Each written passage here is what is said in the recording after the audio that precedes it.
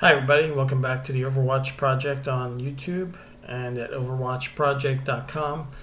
In this video today I wanted to review, first thing I want to do is review Jeff Daugherty's book that I read called Serpents and Doves. After I appeared on his YouTube channel and interviewed me, I went through his website and he's an author of many books and I decided I should read one.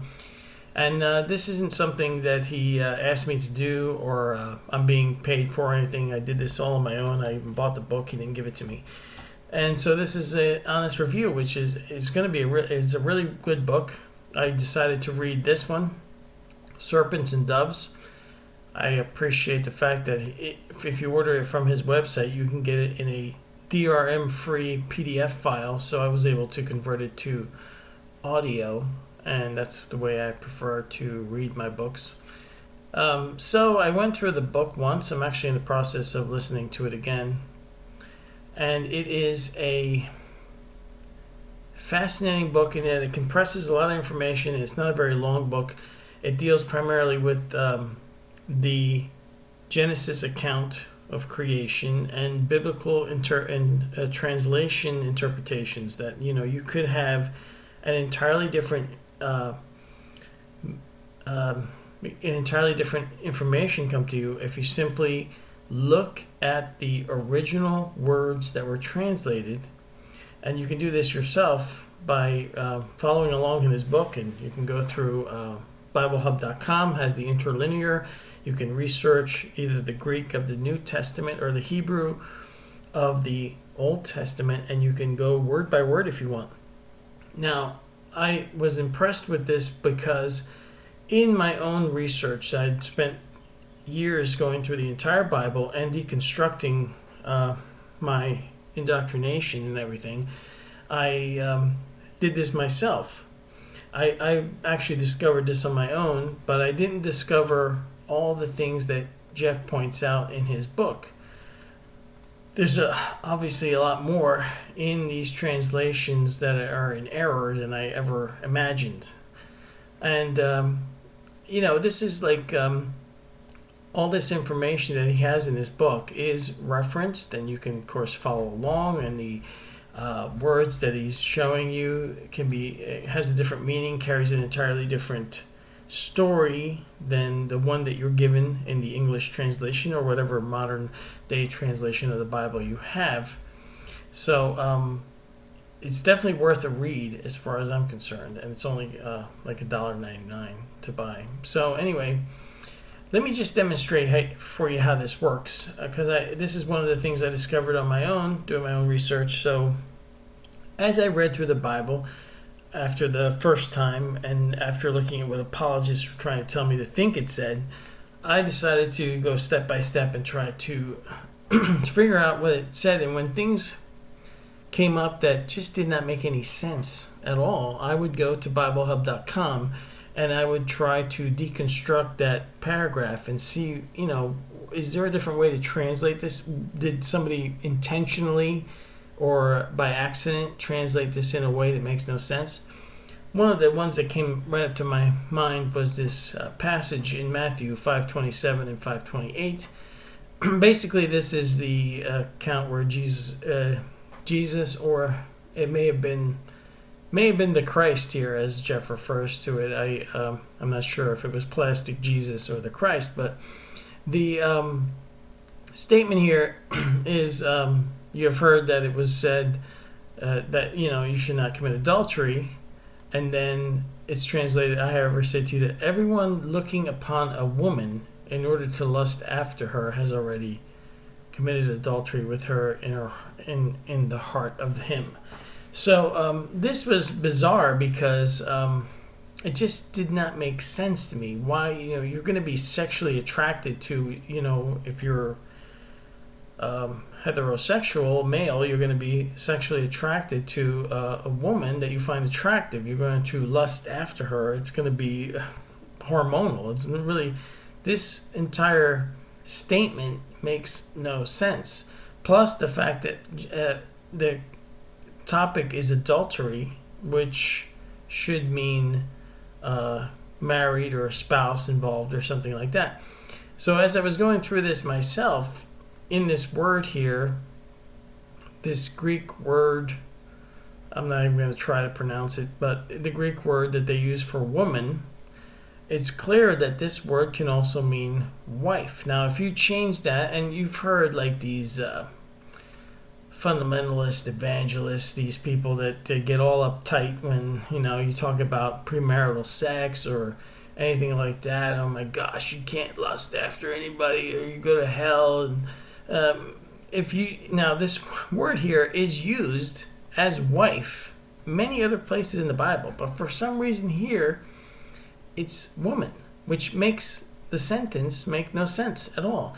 But if you change it to wife, the entire context here all gets changed.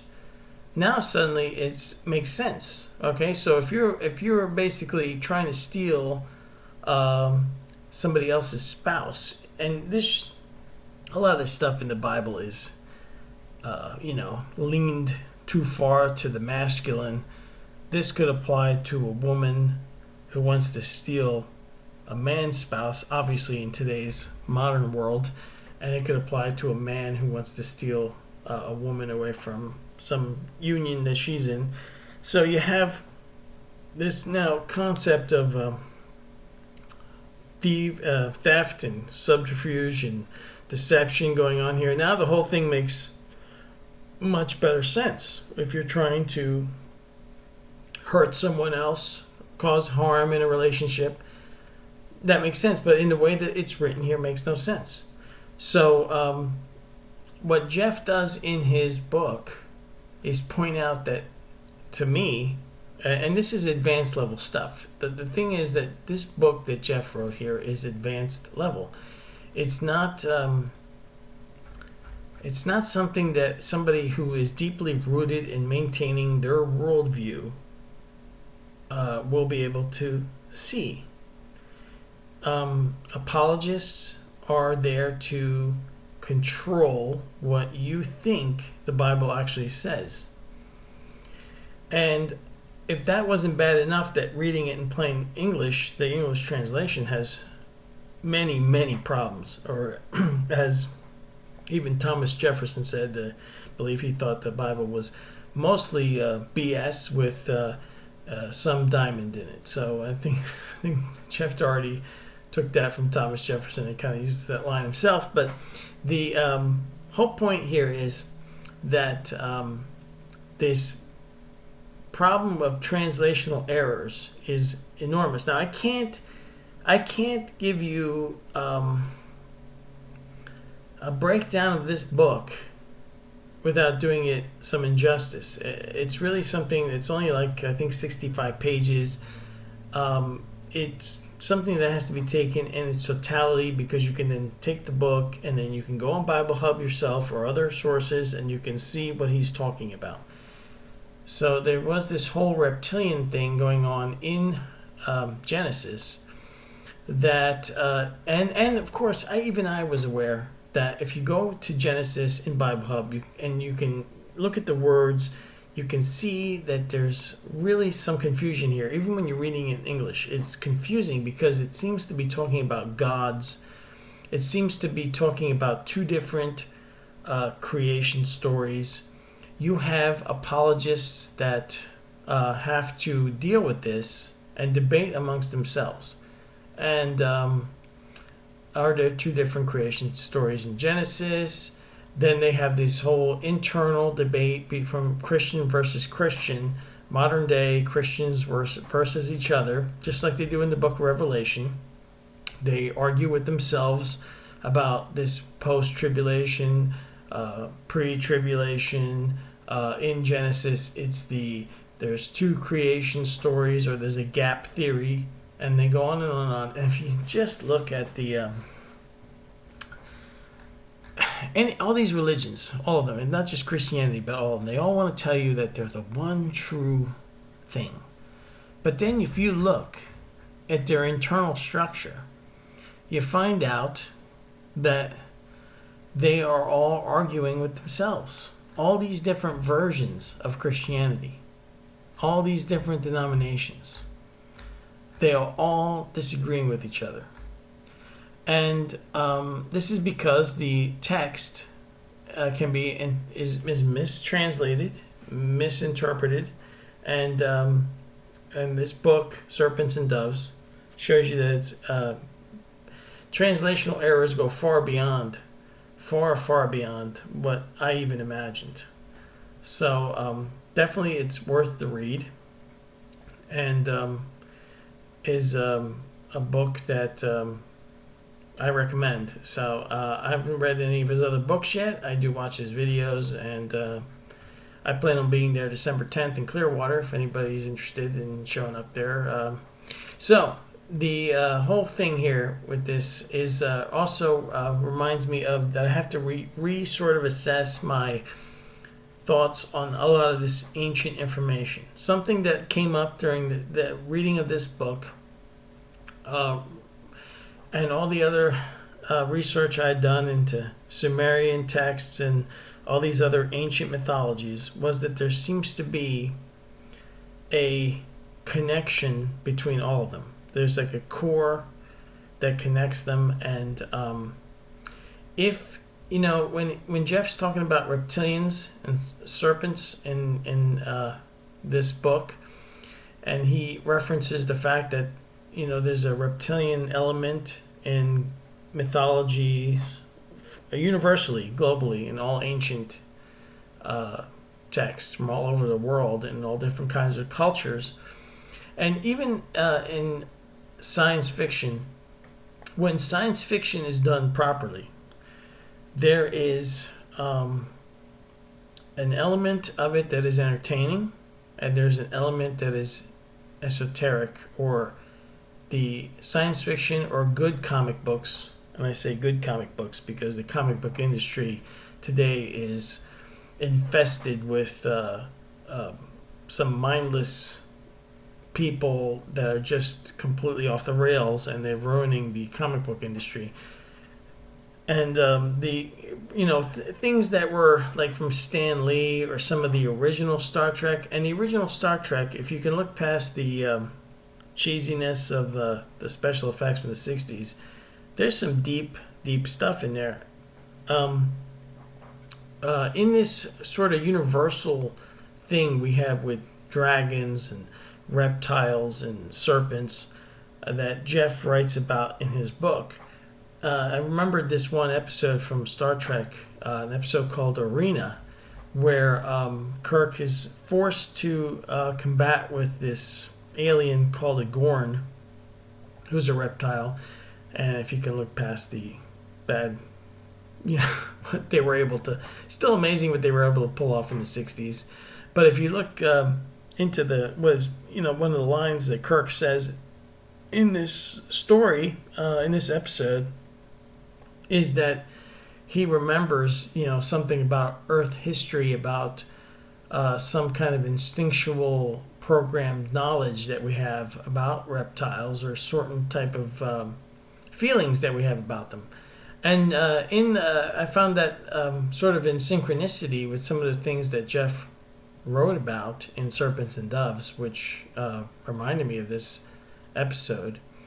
And if you if you want to read it or whatever, it's only $2. It's a book that I would recommend.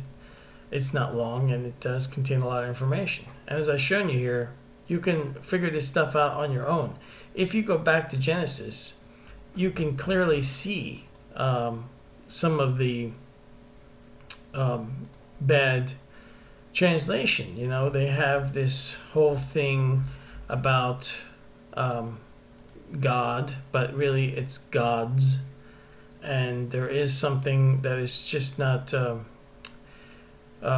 right with the way that they wrote it. Plus, it is sort of this weird thing when you think about it. Suddenly there's Adam and Eve, but they're talking about cities, and it's just all over the place. And this book really helps make sense of some of the stuff that made no sense. So check it out. Now, on a different topic altogether, I discovered this through several synchronicities. I discovered this new YouTube channel. And I was listening to, on my website, by the way, I have a blog that I kind of chronicle things I discover and things that I find interesting. So I found this video from Beyond the Veil's YouTube channel. It was an interview that Chris Geo did with Frank Castle, Fearless Frank Castle. Now, Frank Castle is a band singer from Heist Click in New York, and he now has his own podcast on Truth Freedom Radio. And he was talking about this whole interview here is like 4 hours long, but I listened to the whole thing because it was absolutely fascinating. And I'll link it in the description below, along with all the other tabs that you see here on my browser, so you can do your own research. This was interesting because I remember the book I read a while ago called DMT, The Spirit Molecule, from Rick Strassman, MD, a doctor that did a in-depth experiment and study with DMT. And this doctor and scientist was fascinating book, a little bit dry at times, but he pointed out toward the end of the book that he couldn't say for sure that everything that these people, their experiences were just hallucinations. So he was starting to think, or maybe he didn't want to damage his scientific career, so he couldn't come out and say it, but I think he was trying to infer or imply that it's not an imagination. We're not hallucinating when we take this thing. Something actually happens, or see, when it comes to this kind of stuff, you can be like somebody like Robert Monroe that just can lay down and go out of body naturally. You can be somebody that gets involved in a life-threatening situation and have a near-death experience, and your consciousness gets thrown out of body. Or you can be somebody that does this. Now, this can be risky. I'm not sure I would ever be willing to do it. It sounds a bit... it could be too much for some people. It could be even dangerous. But if somebody that takes DMT, it seems to be like a short circuit to the brain to artificially release the consciousness from the body. And a lot of the things that he chronicled in his case study in this book, when I'm listening to Frank Castle's interviews, and he has his own podcast where he kind of gives his own life story. It's fascinating because there's a lot of stuff in there that I can totally relate to because I read the book DMT, The Spirit Molecule, another book I recommend. So this is sort of like a dual review here today. But I wanted to bring this up because it is important, and Frank and this Chris Geo guy from Beyond the Veil, they have both come up to basically the same conclusions as me, as Jeff Daugherty, as other researchers out there, that you have to wonder, was there some type of consciousness shift? Something happened in 2012 really that did wake people up, because it was right after that year that I started to want to know this stuff, or things didn't make sense to me on such a level that I had to do in-depth research.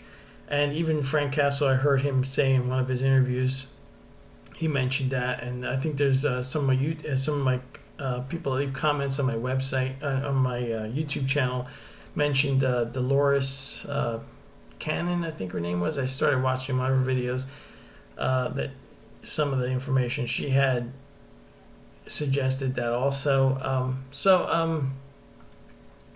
It's fascinating, but I have to tell you. So this Frank Castle guy, he has quite an ordeal, quite a life experience, and he does this DMT. And I'm on episode 4 right now, working through his the 31 free episodes that he has here on his YouTube channel. Plus, he has about 70 on Truth Frequency Radio, which I may look into subscribing. Depends on how I feel after I get to through these episodes here.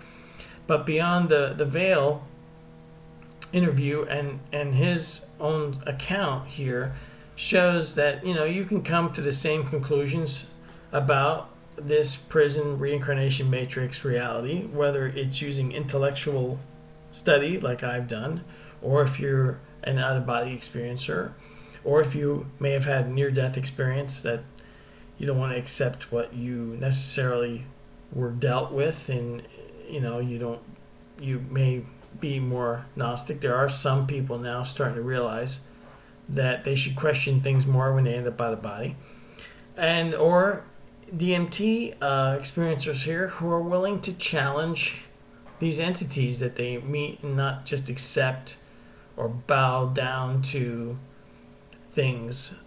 Here's the thing. When you're watching some of Jeff's videos, you can easily, and I could have done this too, if I didn't have the depth of research that I've finally gotten to. Years ago, I would have seen some of the things that he says as not making any sense to me at all. But today they make perfect sense. And I think sometimes if you don't have the background information, you can easily misinterpret what he's saying.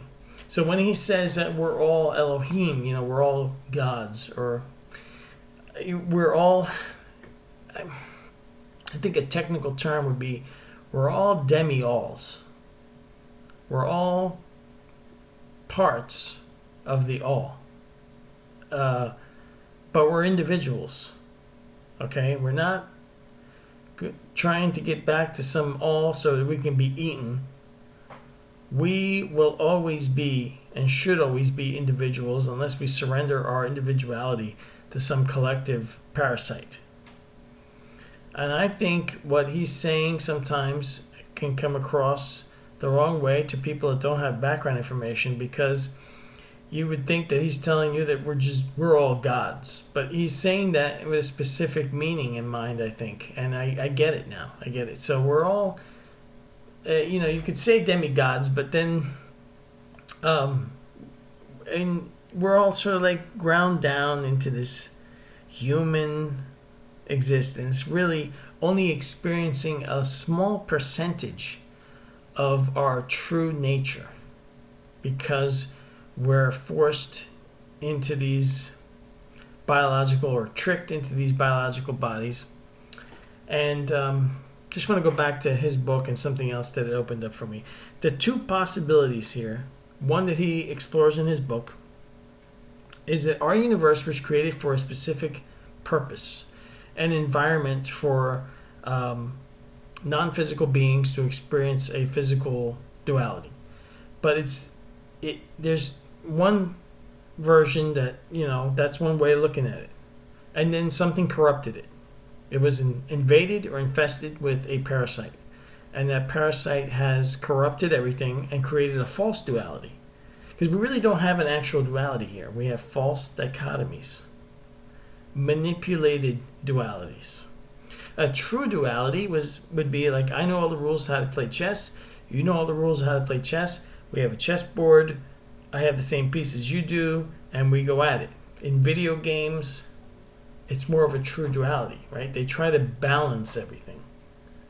The whole point of like a first-person shooter game like Battlefront or Call of Duty is to have balance in the game. Because if you don't have balance, people start complaining because this is overpowered or that's overpowered, and the duality is broken. But in this universe that we're experiencing now, it's also a broken duality. We don't have an actual duality. If we did, things would operate totally different here. So in Serpents and Doves, just going back to this book for a moment, what Jeff is saying here is interpreting the ancient information to say that our universe was corrupted by something, you can call it demiurge. The other way, which is something that I was theorizing or had a hypothesis about, is that this universe is designed that way from the beginning. That's the other way of looking at it. It was created like a gigantic Venus flytrap to capture naive demi-alls and trap them here with amnesia and reincarnation and perpetual bullshit like karma. But you can look at the data about this reality and accept either one or it could be both of those things or a combination of those two things as being a valid model of reality. So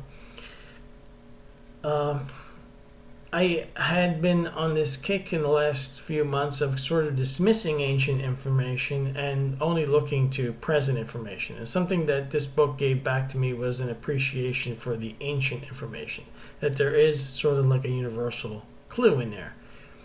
And if you just get your head out of your ass, so to speak, long enough to pull yourself away from your indoctrination and brainwashing and look at all this data with an open mind, you can kind of see what Jeff wrote here in Serpents and Doves. And so that's about it, I think. I hope I didn't go off track too much, or I hope this made sense.